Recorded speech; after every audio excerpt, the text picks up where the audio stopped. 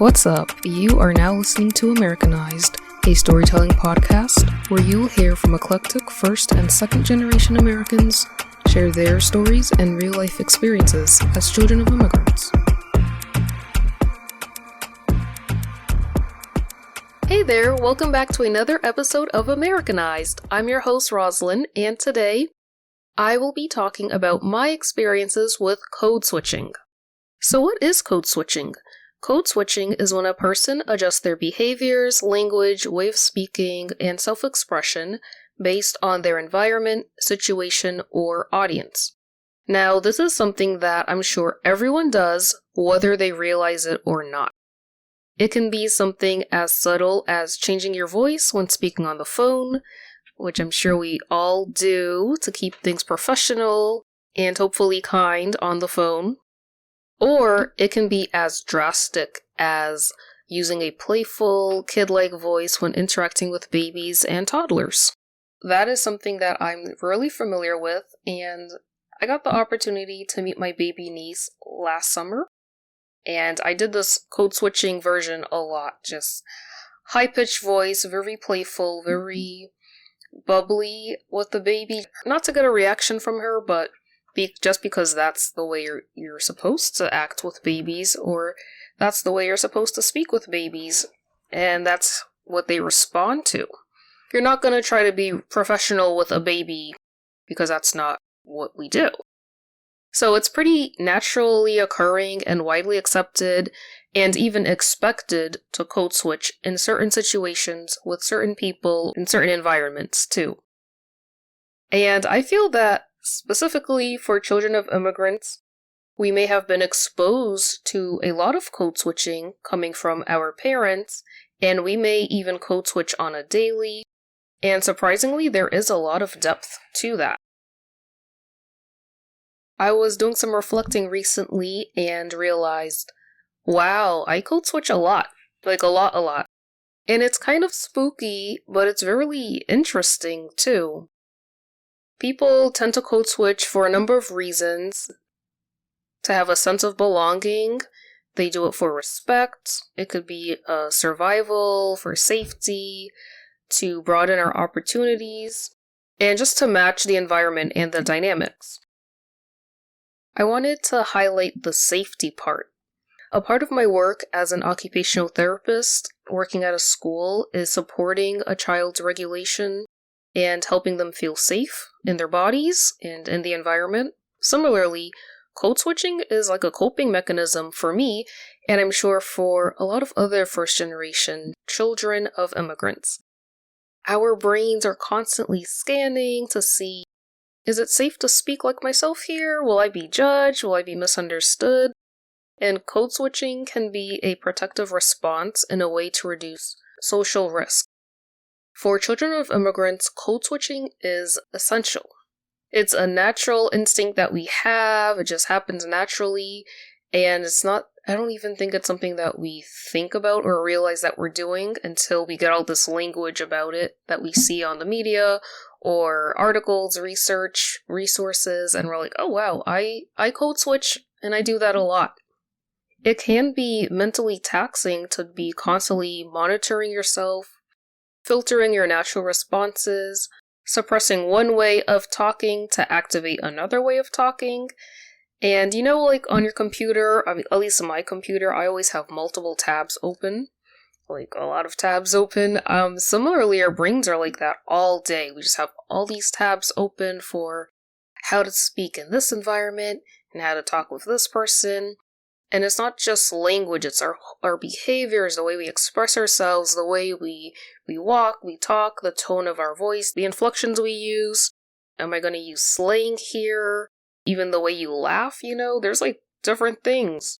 There's a lot to consider with code switching, and it's really interesting.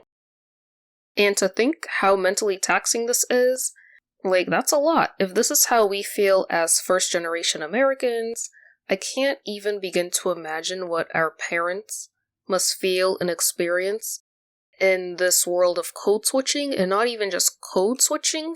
Like when we code switch as children of immigrants, we are, we're talking about speaking English. But for our parents who speak another first language, That's a whole nother level of code switching. You have to switch your entire language and then match the norms and the cues and the nuances of speaking English to another English speaker whose first language is English. There are levels to it, and it blows my mind. I would love to get into the neuroscience of all of this thing. I'm a neuroscience girl.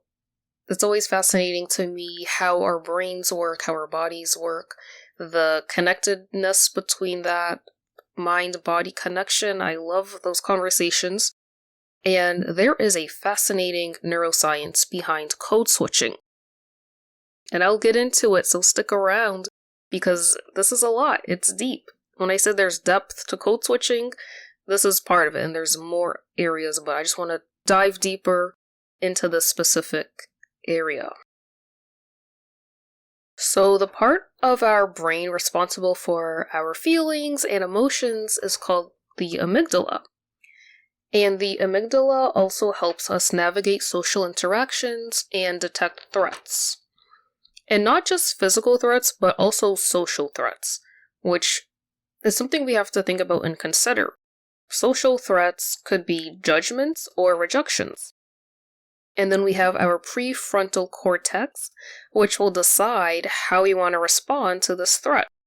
So altogether, our nervous system will prepare our bodies to either help us feel calm in the situation or more alert. And for the first generation children of immigrants, the threat we may feel is being stereotyped, sounding unprofessional, being seen as an other, or being misunderstood. Like, these are little things that our brains may see as big, or we make big in our brains, and our amygdalas will see as a social threat. And, these social threats, it might even come down to embarrassing our family or our culture, and it could be as big as losing an opportunity because we may be perceived in a way that's different. So these are some real risks that we face as children of immigrants, and why code switching can become a coping mechanism for us. Now, that's like kind of a dark side to code switching, but there is a positive side. I mean, we all do this so that we can relate to each other, relate to different groups, and form a connection. It's a really natural thing that I think humans do all the time. Code switching is adjusting our behaviors, but on top of that, it is scanning our environment and then adjusting our behaviors. And then on top of that, how are we adjusting our behaviors? We are suppressing certain instincts and activating different instincts. And then we have to monitor the reactions of our audience. Was that right to do that? Did I say that right? Was that acceptable? So I want to get into the different ways that I code switch. So if you didn't know anything about me and you're listening to this podcast and you hear my voice, I would be so curious to know what people think that I look like based on my voice.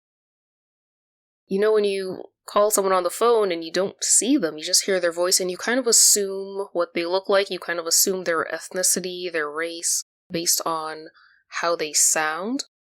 And, I've had this, people have told me that I don't sound black, or that I sound white, or I didn't know you would look like that based off of, calling. I think I had that interaction actually before where someone was surprised by my physical look after hearing just my voice, I want to say.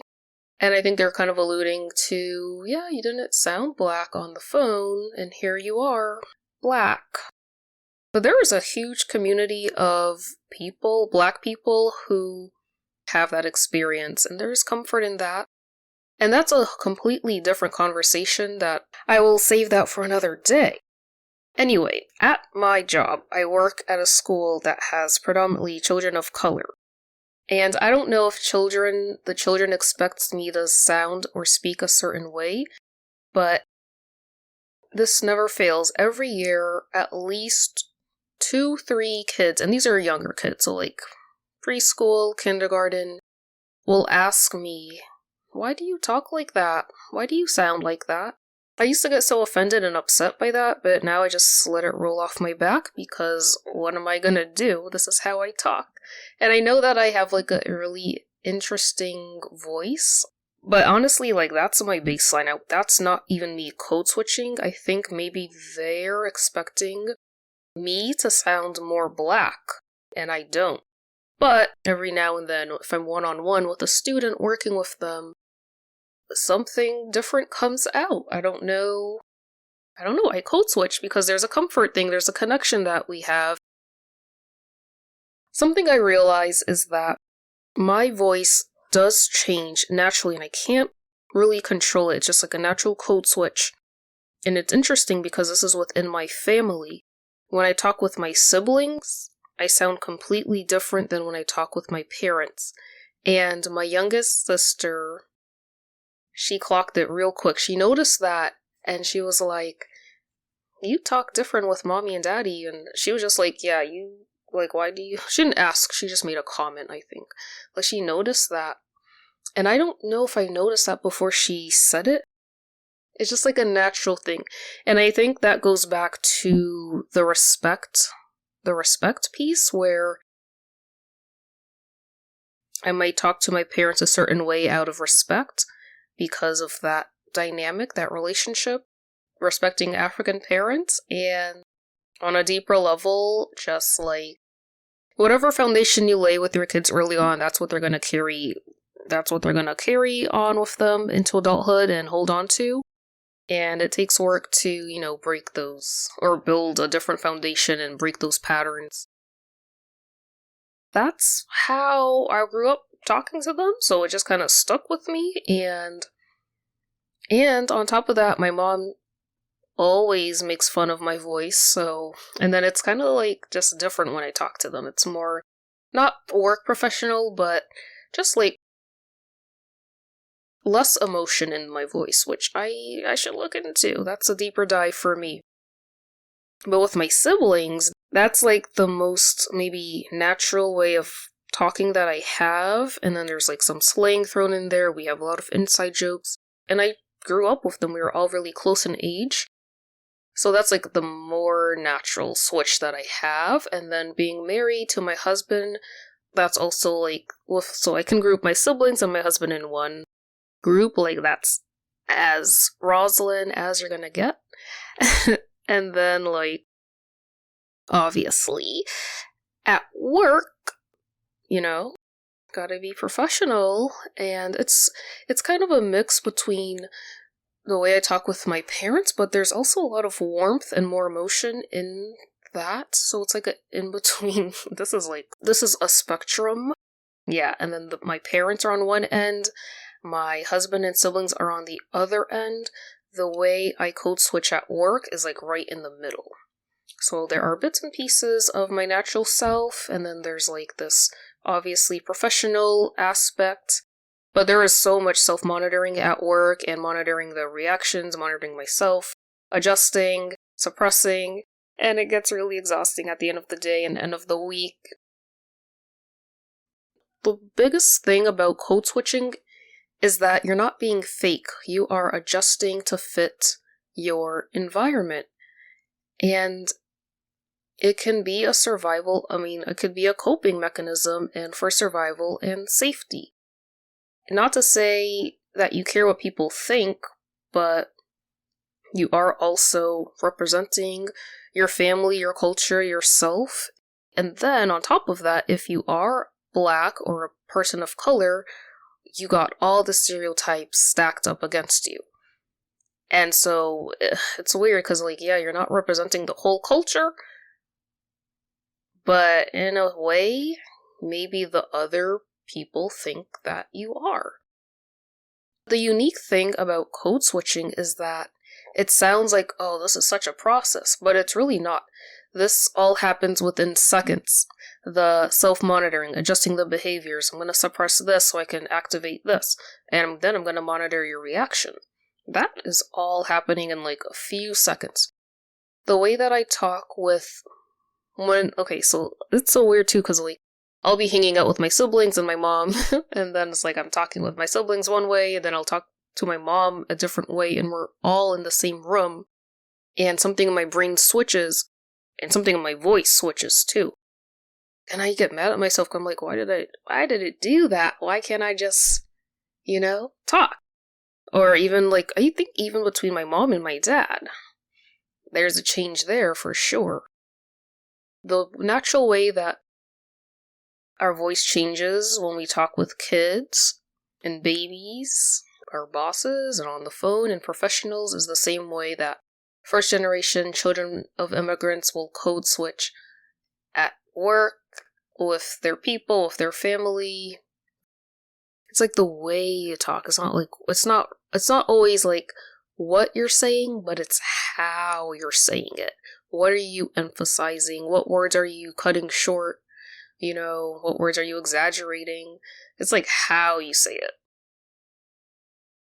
You are going to be misunderstood. You are going to be different. You are different, and there's nothing wrong with that.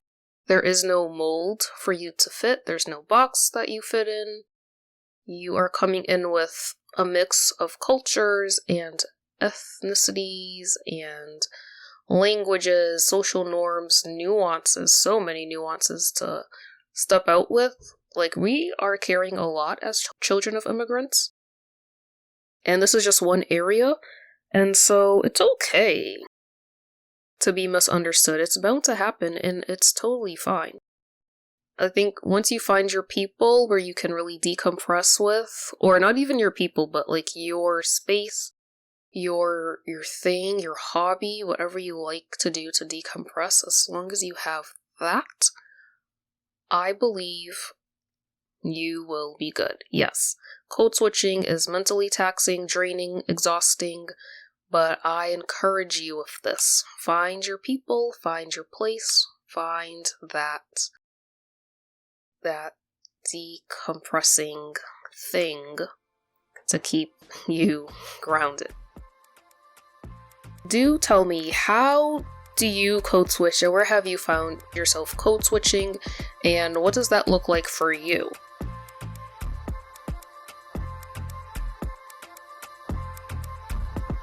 Thank you so much for listening. I hope to catch you in the next episode, where you will hear a new story from a new voice. Stay tuned. All original music produced by Stubborn Saul. Be sure to find him on all music listening platforms at STBRNSAL.